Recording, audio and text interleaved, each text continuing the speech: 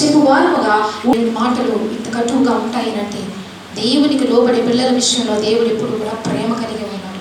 ఇంకా దేవునికి అవిధేయులుగా ఉన్నవారు ఎందరో ఉన్నారు. దేవుని మాటకు లోబడిన స్థితిలో జీవించే వారు ఎందరో ఉన్నారు. వారందరి నిమిత్తమై దేవుడు ఆయన ఖడ్గాన్ని పదును పెడుతున్నాడని ఉదయకాల సమయంలో సేవకుల ద్వారా దేవుడు మాట్లాడినాడు. మరి ఒక తెల్లని వస్త్రంను ధరించిన వ్యక్తి గుర్రం మీద నాకు కనబడుతూ ఉన్నాడు. ఆయన చేతిలో ఖడ్గం ఉన్నదని దైవజనులు చెప్పారు. ఆ మాటకు మీరు గ్రహించాలి అర్థాన్ని. దేవుని చేతిలో ఉన్న ఖడ్గము అది అందరి మీదకి రాదు. ఆయన హస్తము ఆదరించేది, ఆయన ఖడ్గము శిక్షించేది. ఆ శిక్ష ఎవరి వద్దకు వస్తుంది అని అంటే ఎవరైతే దేవునికి దూరస్తులుగా, దేవునికి లోబడకుండా ఇంకా లోకంలో జీవిస్తూ వారి హృదయాలను వారి ప్రవర్తనను సరి చేసుకోలేని స్థితిలో ఉన్నవారి వద్దకే దేవుని ఖడ్గము వస్తుందని గ్రహించింది. దేవుని మాట కఠినంగా ఉంది అని నువ్వు అనుకుంటే పూర్తిగా దేవునికి లోబడలేవు. కఠినమైన మాటకు నువ్వు లోబడితే నువ్వు సరి చేసుకుంటే ఖచ్చితంగా దేవుడు నీలో వచ్చిన మార్పును బట్టి ఆయన కనికరము అపారమైన రీతిలో నీ మీద కుమ్మరింపబడుతుంది. హల్లెలూయా, హల్లెలూయా. విశ్వాసముతో పట్టుదలతో ప్రార్థన చేయండి. దేవుని కార్యాలను దేవుడు మీ జీవితాల్లో చేయబోతున్నాడు.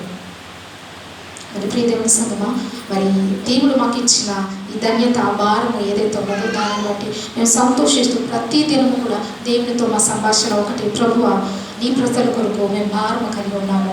ప్రతి కుటుంబం నిమిత్తము, ప్రతి వ్యక్తిగత జీవితంలో వారు ఎదురుపడుతున్న సమస్యలు మాకు చెప్పినప్పుడు వాటిని బట్టి దేవుని పాదాల దగ్గర మేము పెడుతూ ఉన్నాము. ఆ ప్రార్థన, ఆ కన్నీటి వేదన ఏదైతే ఉన్నదో దాన్ని దేవుడు చూస్తూ ప్రతి ప్రార్థనకు ఆయన సమాధానాన్ని ఇస్తున్నాడు. నమ్మిన వారి జీవితాలలో ఆయన కార్యాలు చేస్తున్నాడు. హల్లెలూయా, హల్లెలూయా. విశ్వాసముతో ప్రార్థన చేసినప్పుడు, పట్టుదలతో మనం దేవుని దగ్గర నిరీక్షణ కలిగి ఉన్నప్పుడు ఆయన దానికి సమాధానాన్ని ఇచ్చేవాడు. మరి దైవజనురాలు ఎట్టి రీతిగా అయితే సంఘాన్ని దేవునిలో బలపరిచారో అట్టి రీతిగా దేవుడు మమ్ములను ఆయన పరిచర్యలో వాడుకుంటూ సంఘము కొరకు అనేక మంది రక్షణ కొరకు దేవుని స్వార్థను ప్రకటించడం మా భుజముల మీద దేవుడు పెట్టిన భారము. దానిని మేము మోస్తున్నాము. దేవుడు మా ప్రార్థన వింటున్నాడు. సంఘాన్ని ఇంకా బహుగా ఆయన ఘనమైన కార్యములతో ముందుకు నడిపించబోతున్నాడు. ఇంతవరకు జరిగిన పరిచర్య కంటే ఇక మీదటి జరగబోయే పరిచర్య దేవుని నామానికి మాత్రమే మహిమకరంగా దేవుడు జరిగించుకోబోతున్నాడు. నమ్మిన వారందరూ కూడా స్తోత్రం చెప్తాం. హల్లెలూయా, హల్లెలూయా. చూద్దాం దేవుని వాక్యాన్ని. మరి పరిశుద్ధ గ్రంథంలో వారు తెరిచినట్లయితే త్వరగా దేవుని వాక్యాన్ని మనం ధ్యానం చేద్దామండి. లూకా సువార్త 19వ అధ్యాయము 10వ వచనము. లూకా సువార్త 19వ అధ్యాయము 10వ వచనము.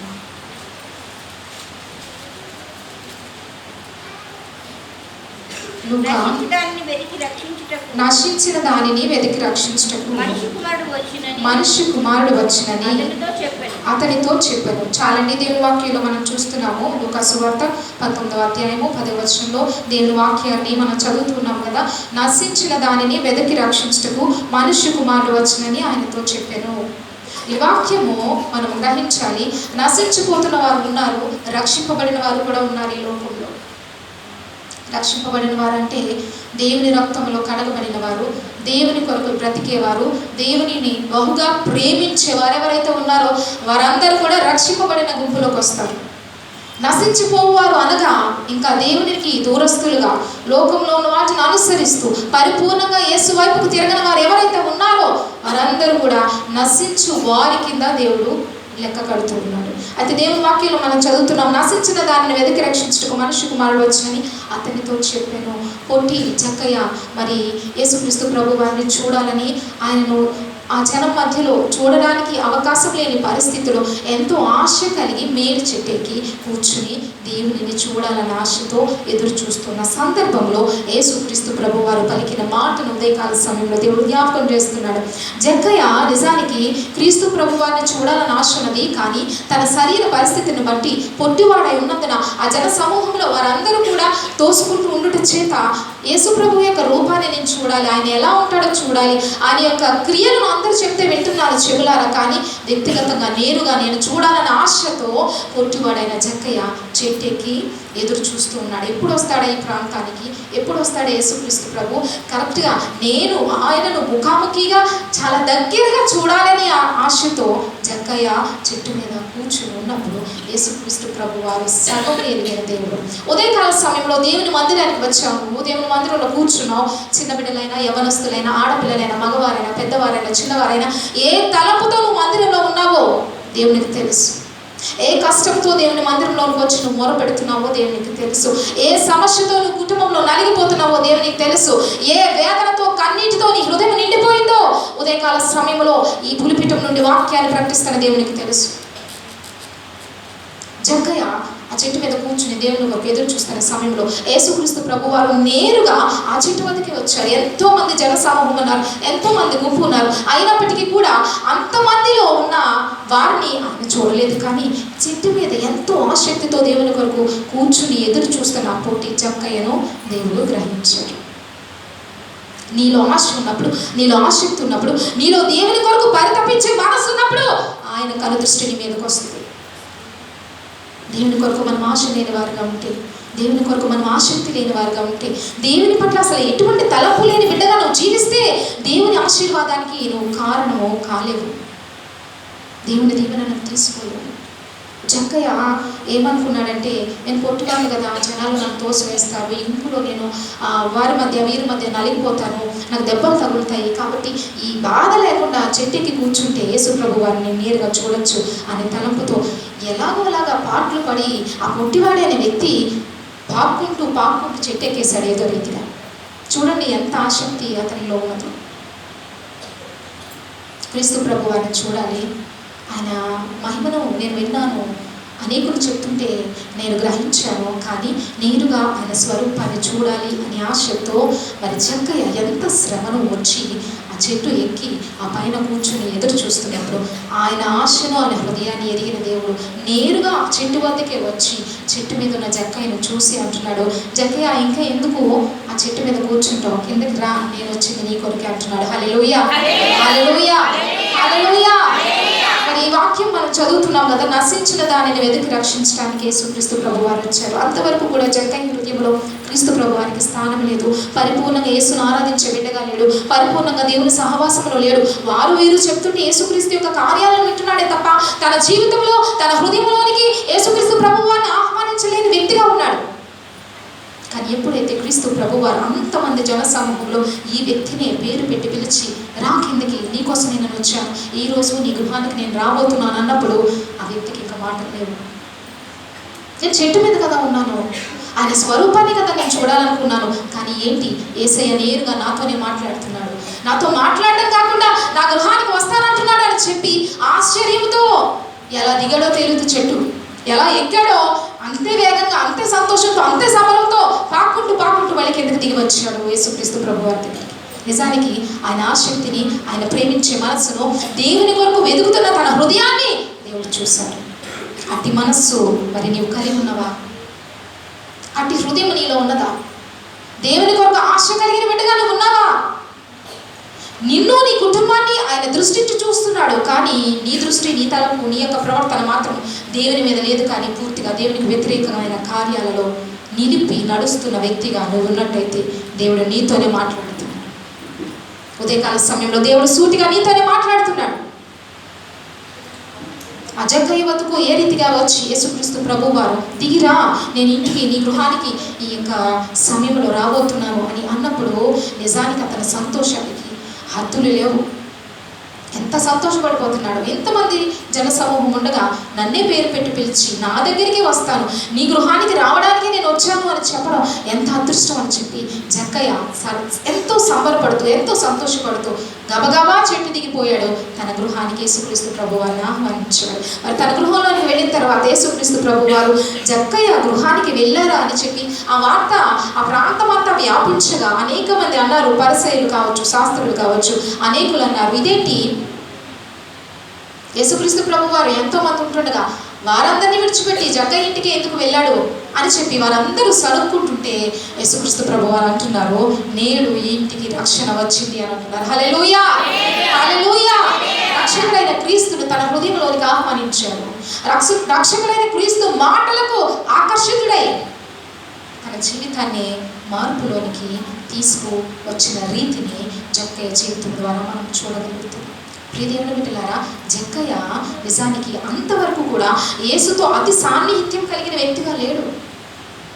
యేసుక్రీస్తు ప్రభుతో సహవాసం లేదు, ప్రార్థన చేసే వ్యక్తిగా లేడు, దేవుని సన్నిధానానికి వెళ్ళిన వ్యక్తిగా లేడు, దేవుని వాక్యాన్ని పఠించిన వ్యక్తిగా లేడు.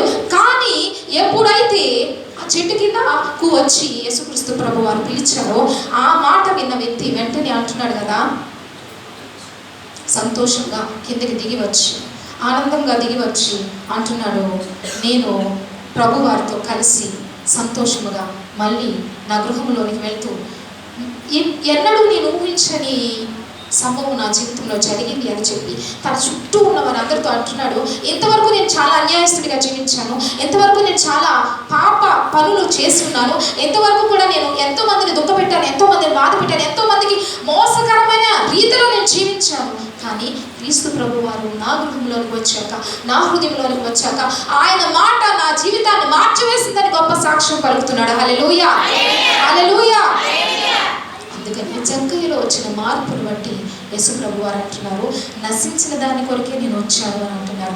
అంతమంది ప్రజలు ఉన్నారు, కానీ వారిలో నశించిపోతున్న జక్కయ్యను దేవుడు చూసి తన గృహానికి వెళ్ళినట్టుగా దేవుని వాక్యంలో మనం చూస్తూ ఉన్నాం. అందుకని ఆయన నశించిన దానిని మీదకి రక్షించడానికి ఈ లోకానికి వచ్చాడు, శ్రమను అనుభవించాడు. చూద్దాం దేవుని వాక్యాన్ని. లూకా సువార్త 10వ అధ్యాయము 33వ వచనము. లూకా సువార్త 10వ అధ్యాయము 33వ వచనము. అయితే ఆ సమరయుడు ప్రయాణమైపోవచ్చు అతడు పడి ఉన్న చోటికి వచ్చి అతని చూచి అతని మీద జాలిపడి దగ్గరకు పోయి నూనెయు ద్రాక్షరసమును పోసి అతని గాయములను కట్టి తన వాహనం మీద ఎక్కించి ఒక పూట కూడా వాని ఇంటికి తీసుకొని పోయి అతను పరామర్శించును. మరునాడు అతడు 2 దినారములు తీసి ఆ పూట కూడా వానికి ఇచ్చి ఇతని పరామర్శించును, నీవు ఇంకేమైనా ఖర్చు చేసిన నేను మరలా వచ్చినప్పుడు అది నీకు తీర్చదనని అతనితో చెప్పిపోయాను.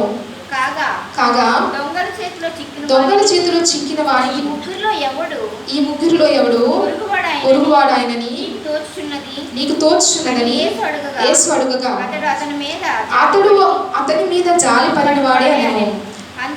అందుకు యేసు నీవును వెళ్ళి అలాగే చేయమని అతనితో చెప్పాను. చాలని దేవుని వాక్యంలో మనం చూస్తున్నాం. లూకా సువార్త 10వ అధ్యాయము 33వ వచనంలో దేవుని వాక్యం సెలవిస్తుంది, అయితే ఒక సమరయుడు ప్రయాణమైపోవచ్చు, అతడు పడి ఉన్న చోటికి వచ్చెను, అతన్ని చూచి అతని మీద జాలిపడి దగ్గరికి పోయి నూనె ద్రాక్షరసము పోసి అతని గాయమును కట్టి.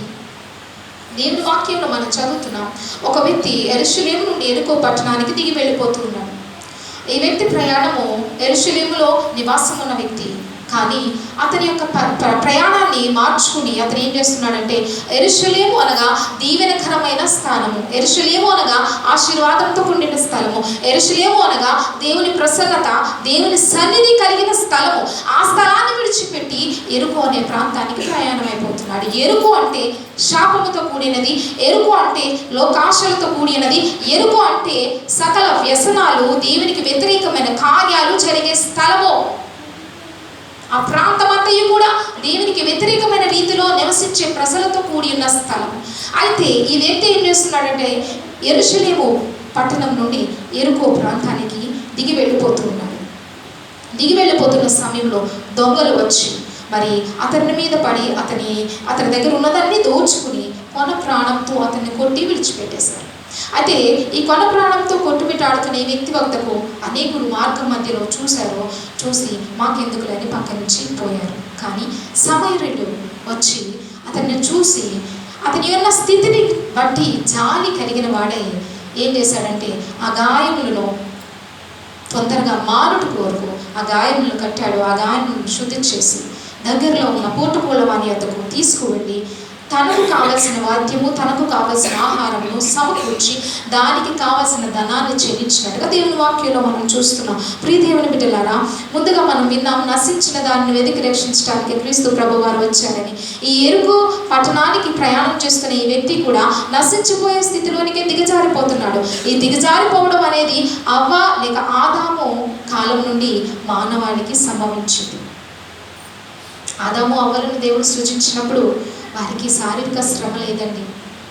ప్రారంభ దినాలలో ఆది మరి కాలంలో దేవుడు తన స్వహస్తాలతో రూపించిన ఆదాము అవ్వలకు మనవలే శ్రమ పడవలసిన అవసరం లేకుండా దేవుడు అన్ని సమకూర్చాడు. ఏదో వనములో వారికి ఎలాంటి లోటు లేకుండా చక్కగా దేవునితో ఉదయకాలమందును సాయంకాలమందును దేవుని యొక్క సహవాసము, దేవునితో మాటలు, నేరుగా దేవునితో కలిసి వారు ప్రతి దినము కూడా మాట్లాడుతూ దేవుని ప్రేమను పొందుతూ, చిన్న బిడ్డలు ఏ విధంగా అయితే తల్లిదండ్రులతో వారు సహవాసం కలిగి ఉంటారో అదే రీతిగా పాపము లేని వారే ఆదాము కూడా జీవిస్తున్న సమయంలో క్రీస్తు ప్రభు వారితో అటువంటి వారు జీవిత విధానాన్ని కలిగి ఉన్నారు. కానీ ఎప్పుడైతే సర్పము చేసిన మోసానికి వారు లోనయ్యారో, తినకూడని ఆ ఫలాన్ని ఎప్పుడైతే తిన్నారో, తినిన వెంటనే ఏం జరిగింది అని అంటే వారు దేవునితో ఉన్న సంబంధాన్ని కోల్పోయారు. హల్లెలూయా, హల్లెలూయా.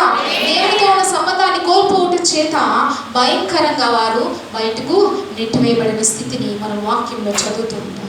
ప్రియ దేవుని బిడ్డలారా, ఆశీర్వాదకరమైన స్థానంలో దేవుడు నిన్ను ఉంచుతాడు.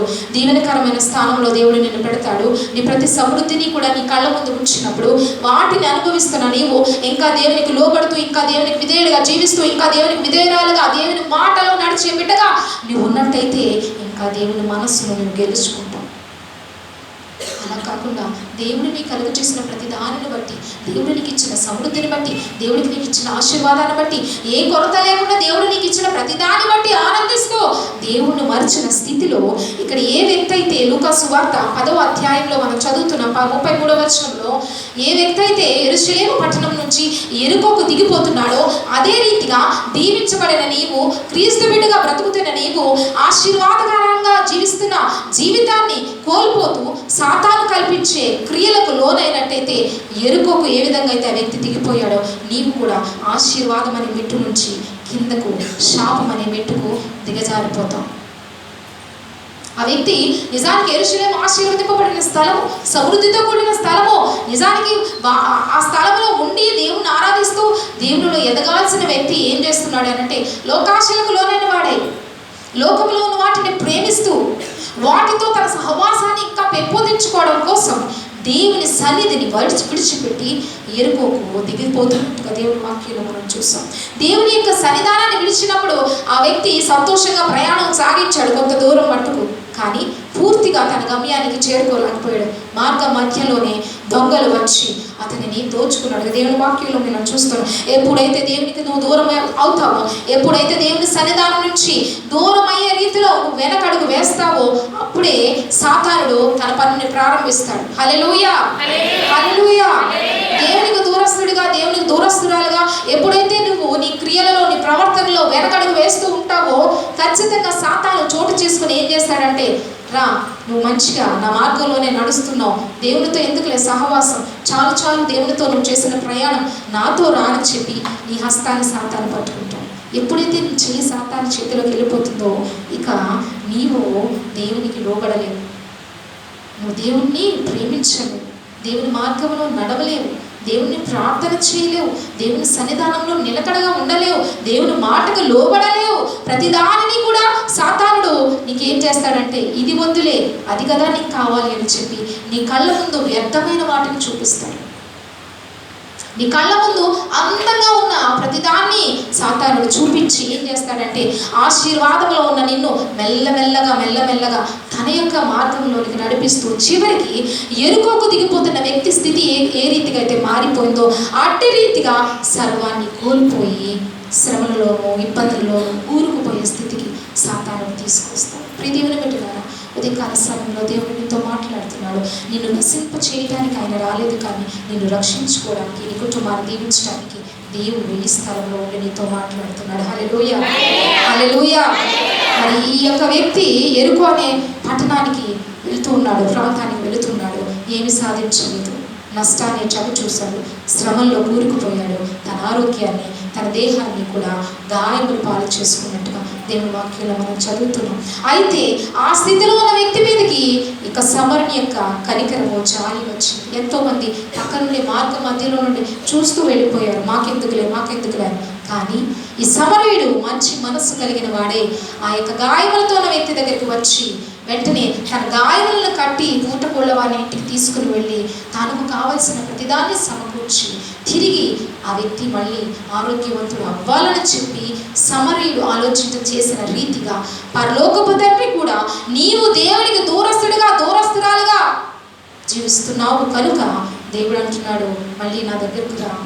నువ్వు ఎన్నైతే శ్రమలు పడుతున్నావో, ఎన్నైతే ఇబ్బందుల్లో కూరుకుపోయావో, ఎన్నైతే కష్టాలు వేదనలు నిన్ను వెంటాడి నీ కంటి నీరు ధారలై కారుతుందో దానంతటిని నేను తుడుస్తాను, దానిని నేను సంతోషంగా మారుస్తాను అంటున్నాడు. హల్లెలూయా, హల్లెలూయా. ఆ మంచి సమరయుడు యేసుక్రీస్తు ప్రభువారు. ఒకవేళ నువ్వు సాతాను చేత పట్టబడి సాతాని క్రియలలో మునిగిపోతూ ఆశీర్వాదకరమైన స్థానం నుండి శాపగ్రస్తమైన స్థానంలోనికి వెళ్ళిపోయే వ్యక్తిగా ఉన్నట్టయితే ఎరుపోక కాదు నీ ప్రయాణము, దేవుని యొక్క హస్తంలోనికి రావాలి. దేవుని యొక్క హస్తముల కిందకు రావాలి. దేవుని హస్తముల కిందకి నీ వచ్చినప్పుడు నీ గాయములన్నీ మార్పబడతాయి. నీ బాధ అంతా కూడా ఆయన తీసివేస్తాడు. నీ హృదయము ఎంతో తేలికైపోతుంది. నీ మనస్సులో ఉన్న దుఃఖం ఏదైతే ఉన్నదో దానిని దేవుడు రెట్టింపైన సంతోషంగా మార్చేవాడు. నమ్మిన వారు హల్లెలూయా చెప్తాం. హల్లెలూయా. మరి మంచి సమరయుని వలె యేసుక్రీస్తు ప్రభు వారు కూడా సంఘానికి, గాయపడిన బిడ్డలకు, సాతాను చేతిలో నలగొట్టబడిన నిన్ను దేవుడు పిలుస్తూ ఉన్నాడు. ఇంకా ఎంతకాలం నాకు దూరస్తురాలుగా బ్రతుకుతాను. నీ గాయములు నేను మార్పుతాను, నీ హృదయ వేదన నేను తీస్తాను, నీ ఆర్థిక పరిస్థితిని నేను సరిచేస్తాను, నీ ఆరోగ్య స్థితిని నేను మారుస్తాను, నువ్వు ఆశించింది నీ జీవితంలో, నీ కుటుంబంలో నేను చేస్తాను అని చెప్పి మంచి సమరయుని వలె ఆయన నీ యందు ఆలోచన కలిగి ఉన్నాడు. నీ ప్రతి పరిస్థితిని మార్చడానికి ఆయన నీ మీద దృష్టి నిలిపాడని ఉదయకాల సమయంలో పరిశుద్ధాత్మ దేవుడు తెలియజేస్తూ ఉండగా, ప్రియ దేవుని బిడ్డలారా, దేవుని వాక్యం మీద మీ మనస్సు నుంచి దేవునికి పరిపూర్ణంగా లోబడి జీవించండి. దేవునికి ఎప్పుడైతే మనం లోబడతామో, మనల్ని మనం సరి చేసుకున్న వారుగా ఉంటామో, ఖచ్చితంగా దేవుడు ఆ బిడ్డల్ని విడిచిపెట్టడు. ఆ బిడ్డలు ఎన్నటికీ దేవుడు విడిచిపెట్టే దేవుడు కాదు. చూద్దాము యెషయా గ్రంథము 53వ అధ్యాయము 3వ వచనం. యెషయా గ్రంథము 53వ అధ్యాయము 3వ వచనం.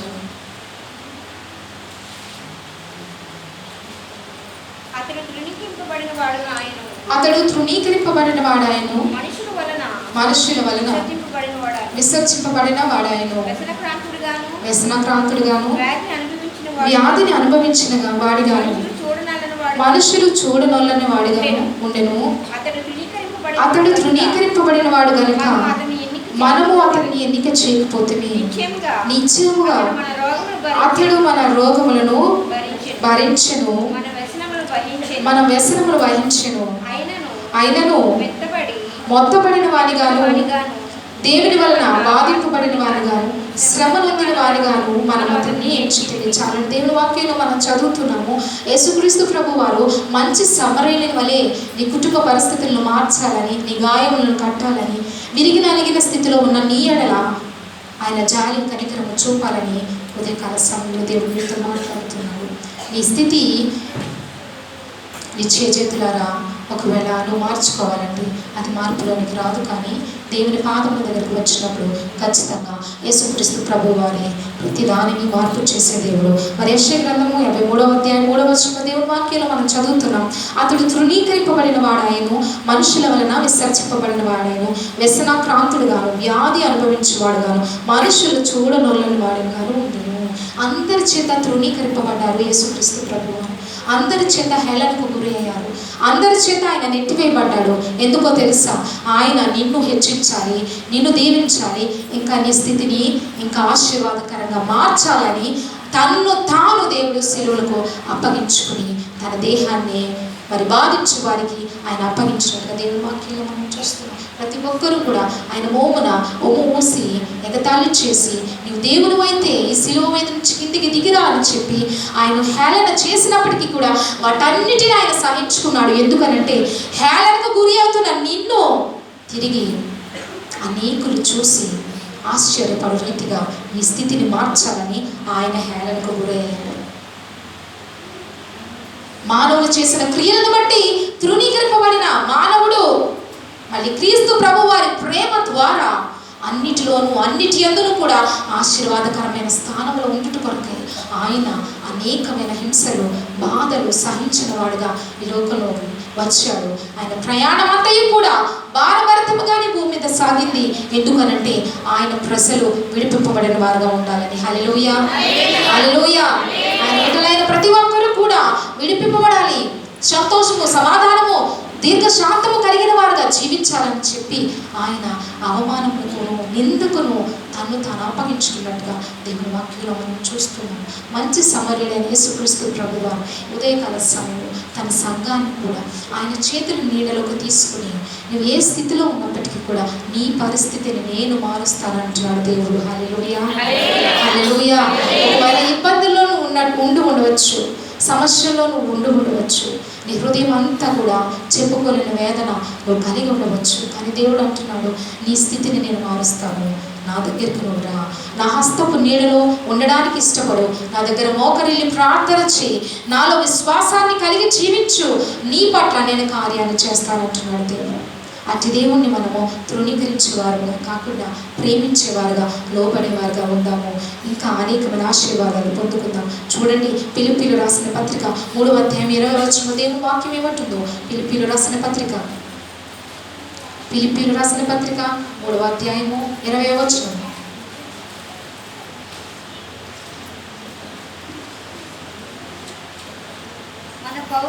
మన పౌరస్థితి పరలోకమందున్నది, అక్కడ నుండి ప్రభువైన యేసుక్రీస్తు అనే రక్షకుని నిమిత్తము కనిపెట్టుకుని ఉన్నాము.